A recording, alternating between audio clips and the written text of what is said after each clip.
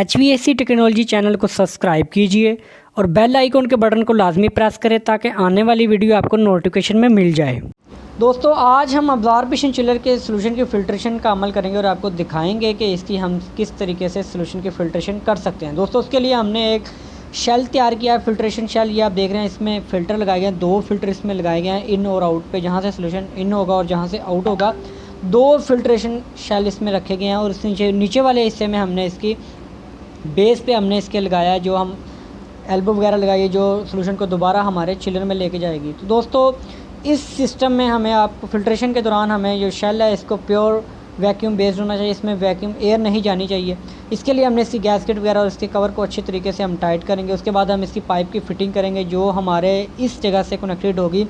ये वाल है जो हमारा सॉल्यूशन पंप के जो आउट लाइन पे ऊपर वाल लगा हुआ है, इसके ज़रिए हम एक, और दूसरा इस सॉल्यूशन पंप के सक्शन लाइन पे ये आप देख रहे हैं जो वाल लगे हुए हैं, इसके ज़रिए हम इसको कनेक्ट करेंगे और एक जगह से फिल्ट्रेशन होता हुआ सॉल्यूशन दोबारा हमारे चिलर में जाता रहेगा।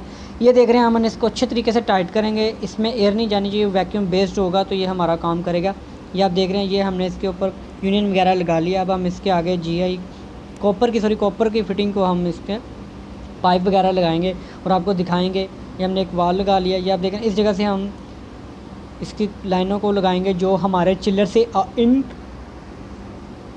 और आउट होकर दोबारा हमारे चिलर में वापस। ये आप देख रहे हैं, नीचे से ये सॉल्यूशन फ़िल्टर होकर जो निकलेगा वो यहाँ से नीचे से निकल के ये दोबारा हमारे चिलर में जाएगा। तो अब हम इसकी लाइनों को कनेक्टेड करते हैं, मैं आपको दिखाता हूँ।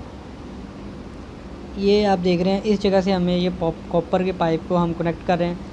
ये देख रहे हैं, इस जगह पे हम इसके कॉपर के पाइप को फिट करेंगे, फ़िटिंग को। ये आप देख रहे हैं, अब हम इसको अच्छे तरीके से टाइट कर देंगे, इसमें एयर नहीं जानी चाहिए, इसको अच्छे तरीके से आप टाइट करें।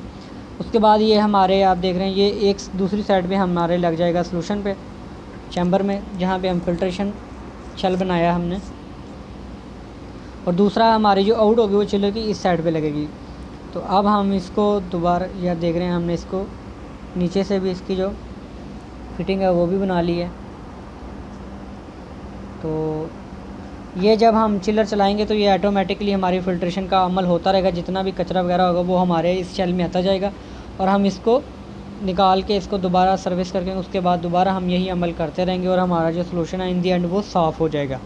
ये आप देख रहे हैं, ये हमारे इन होगा यहाँ से, और फ़िल्ट्रेशन के बाद यहाँ पर फ़िल्टर लगाए गए हैं और इसके नीचे से दोबारा, ये आप देख रहे हैं, इस जगह से ये दोबारा हमारे चिलर में जाएगा।